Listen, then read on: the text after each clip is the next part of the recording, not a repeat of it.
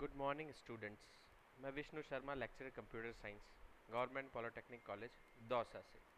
आज के e lecture oblique e practical में हम एक सी प्रोग्राम को समझने की कोशिश करेंगे जो कि किसी भी एरे के अंदर किसी स्पेसिफिक लोकेशन पर कोई एलिमेंट इंसर्ट करने का होगा।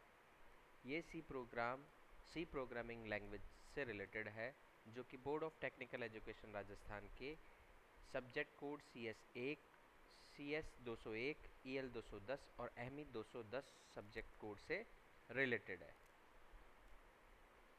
सबसे पहले हम देखते हैं कि एरे क्या होता है। Array is a group of similar data types. ऐसे डेटास का समूह जो कि सिमिलर डेटा है और कॉन्टीन्यूस मेमोरी एलोकेशन में स्टोर्ड है, वो कहलाते हैं एरे। ठीक है। एरे को यूज़ ही हम तब करते हैं जब हमें सिमिलर डेटा टाइप्स के वेरिएबल्स को हमें क्या करना हो, स्टोर करना हो। तो हमारा जो ये सी प्रोग्राम है, ये है C program to insert an element in an array. हमें एक एरे के अंदर एलिमेंट इंसर्ट करना है और वो इंसर्ट कहाँ करना है, स्पेसिफिक लोकेशन पर। तो सबसे पहले हमें इस प्रोग्राम को समझने के लिए हमें ये देखना होगा कि एरे को इंसर्ट किस तरीके से किया जाता है। और इस प्रोग्राम में हमें एक तो लोकेशन लेनी होगी जिस लोकेशन पर हमें वो एलिमेंट ऐड करना है, और उस एलिमेंट की हमें वैल्यू लेनी होगी जो एलिमेंट हमें ऐड करवाना है उस स्पेसिफिक लोकेशन पर। तो हम हमारे इसी प्रोग्राम को शुरू करते हैं। तो किसी भी सी प्रोग्राम की शुरुआत हम किससे करते हैं, हेडर फाइल से करते हैं। तो यहाँ इस सी प्रोग्राम में हमने हेडर फाइल काम में कौन सी ली है, stdio.h, standard input output header file. ठीक है। तो सबसे पहले हमने हमारे प्रोग्राम में एक हेडर फाइल को इंपोर्ट किया है। इसके बाद हमने क्या किया, मेन फंक्शन ओपन किया। मेन फंक्शन किस तरह का है, रिटर्न टाइप जिसका इंट है। ठीक है। करली ब्रेसेस से इसे ओपन किया। मेन फंक्शन को ओपन करने के बाद हमने डिक्लेरेशन सेक्शन, यानी जितना हमें प्रोग्राम के अंदर काम आने वाले वेरिएबल्स और एरेज को हम यहाँ पे क्या करेंगे, डिक्लेयर करेंगे, डिफाइन करेंगे। ठीक है। तो सबसे पहले हमने क्या किया, एक इंटीजर टाइप का ARR नाम का 30 एलिमेंट्स का एरे लिया।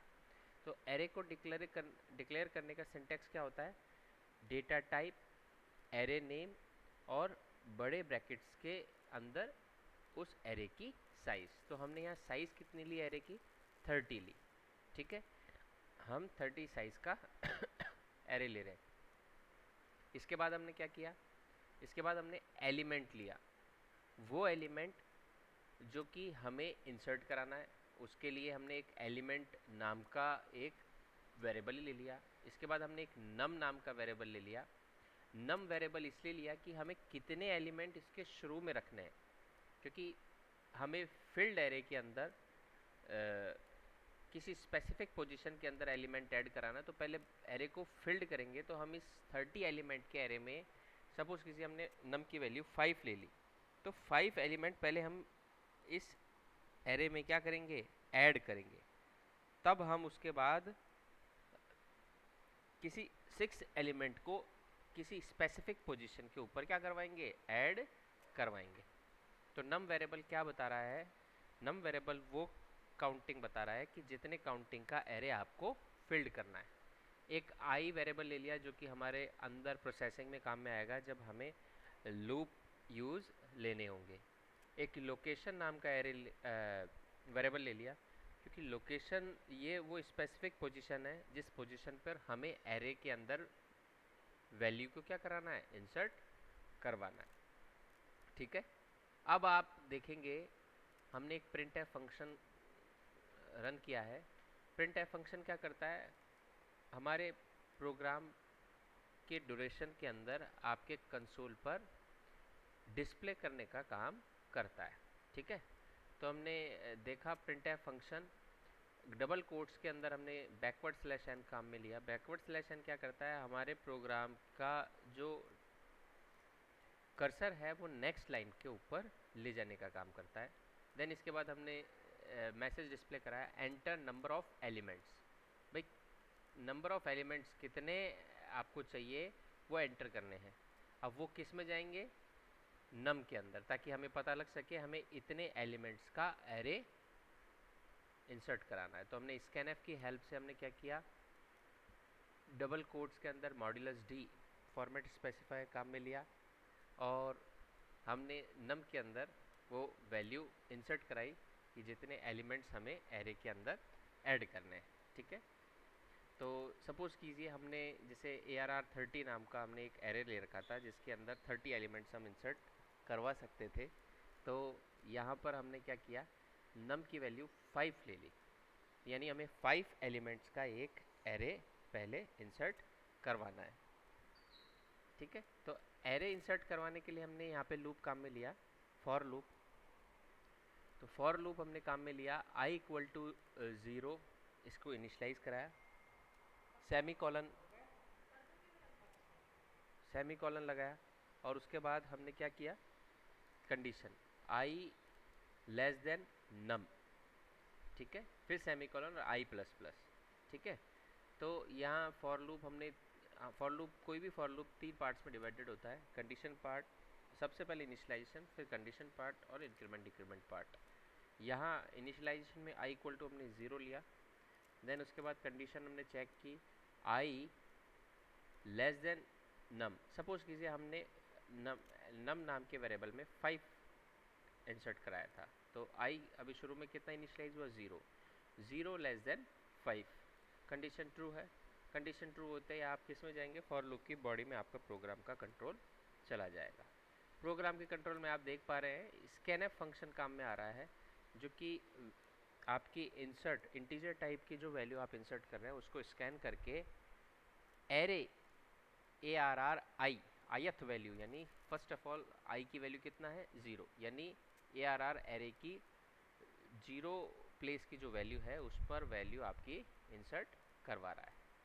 ठीक है, तो आपने जो भी इंटीजर टाइप वैल्यू इंसर्ट की वो ARR 0 पोजीशन के ऊपर इंसर्ट हो गई। इसी तरीके से जब अब फॉर लूप बंद हो रहा है तो अब आप किस में जाएंगे, इंक्रीमेंट डिक्रीमेंट सेक्शन पे जाएंगे, जहाँ i प्लस प्लस हो रहा है, i की वैल्यू 1 से इंक्रीज हो रही है। ठीक है, तो अब आप यहाँ क्या देखेंगे, अब i की वैल्यू कितनी हो गई, 1 हो गई। अब नेक्स्ट वैल्यू जो अब कंडीशन में जाएंगे, कंडीशन ट्रू होगा, तो फॉर लूप की बॉडी में नेक्स्ट वैल्यू जो इंटीजर टाइप की आएगी वो ARR 1 पे आ जाएगी। ठीक है, इस तरीके से लूप रिपीट करता रहेगा जब तक कि हमारा पूरा एरे फिल नहीं हो जाता। ठीक है, जैसे ही कंडीशन फॉल्स होगी हम बाहर आ जाएंगे, यानी अब हम जब बाहर आएंगे तब तक एरे फिल्ड हो चुका होगा। इसके बाद प्रिंटएफ फंक्शन काम में आ रहा है। प्रिंटएफ फंक्शन बोल रहा है enter the element to be inserted, यानी अब वो एलिमेंट हमें इंसर्ट करना है जिसे हमें हमारे एरे की स्पेसिफिक पोजीशन पर हमें इंसर्ट करना है।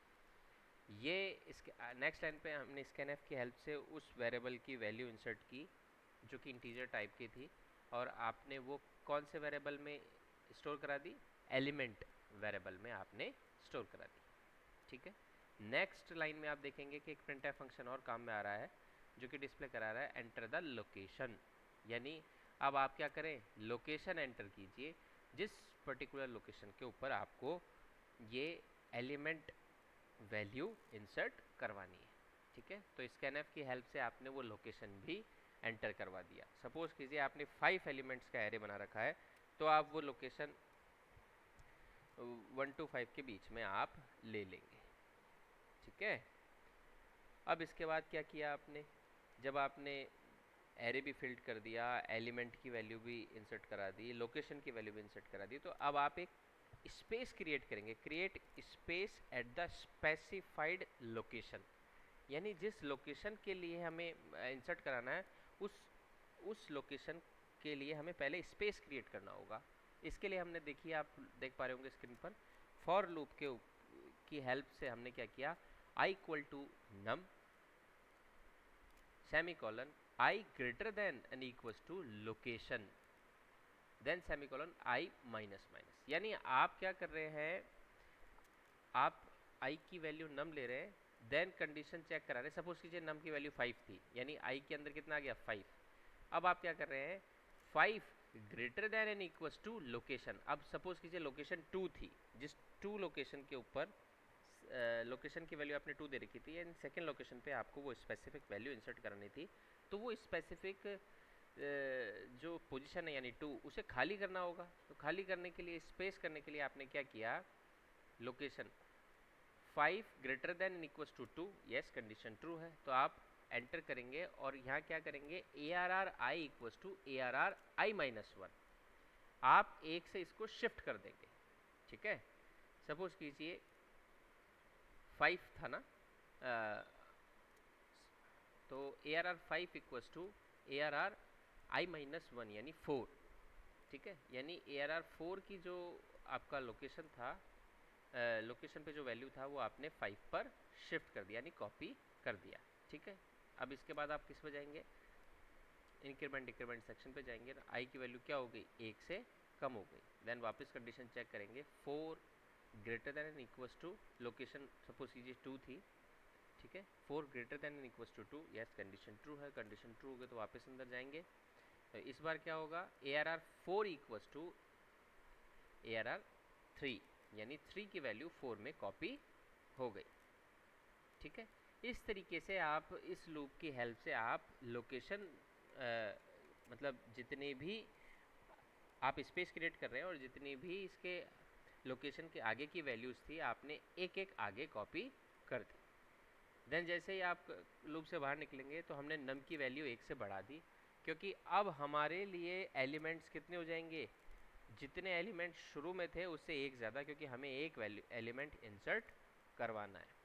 ठीक है, और हमने क्या किया, ए आर आर लोकेशन -1 पर हमने क्या कर दिया, एलिमेंट को कॉपी कर दिया, यानी हमने एलिमेंट भी इंसर्ट करवा दिया। क्योंकि हमारे पास स्पेस हो गया था, हमने स्पेस क्रिएट कर दिया था, तो इसलिए हमने क्या किया, ए आर आर लोकेशन -1 जो प्लेस है एरे के अंदर, उस पर हमने लोकेशन एलिमेंट की वैल्यू को कॉपी कर दिया। अब जब हमने एलिमेंट भी इंसर्ट कर दिया हमारे एरे में, तो उस एरे को हम क्या करेंगे, प्रिंट करवा कर चेक करेंगे। तो प्रिंट करवाने के लिए हमने फॉर लूप काम में लिया, i equal to 0 semicolon i less than num semicolon i plus plus. ठीक है, तो हमने प्रिंट करवाया एरे की इंटीजर टाइप वैल्यू को ए आर आर आई से। ठीक है, तो इस तरीके से आप उस एरे को प्रिंट करवा कर चेक करेंगे। देखिए आउटपुट कुछ इस तरह से आएगा। सबसे पहले हमने क्या होगा, एंटर नंबर ऑफ एलिमेंट्स हमने मांगा, अगर इस प्रोग्राम को हमने रन किया, सपोज किसी आपने 5 एंटर किया, तो यानी 5 एलिमेंट्स का हमने एरे को सबसे पहले बनाया। ठीक है, अब हमने 1 2 3 4 5 वैल्यूज इंसर्ट करवा दी, यानी ए आर आर 0 पर 1, ए आर आर 1 पर 2, ए आर आर 2 पर 3। ठीक है, इस तरीके से हमने पूरा एलिमेंट 5 एलिमेंट्स का एरे फिल्ड कर दिया। अब हमने enter the element to be inserted में हमने 6 ले लिया, और एंटर द लोकेशन में 2 ले लिया, तो हमें सेकेंड लोकेशन के ऊपर 6 इंसर्ट करना है। तो हमने जब वो लॉजिक रन करवाया तो आउटपुट किस तरह से आ जाएगा, 1 6 2 3 4 5, यानी देखिए सेकेंड पोजीशन पर 6 इंसर्ट हो चुका है हमारे एरे में। तो इस तरीके से आप किसी भी एरे के स्पेसिफिक पोजीशन के ऊपर एलिमेंट को क्या करा सकते हैं, इंसर्ट करवा सकते हैं। Thank you so much.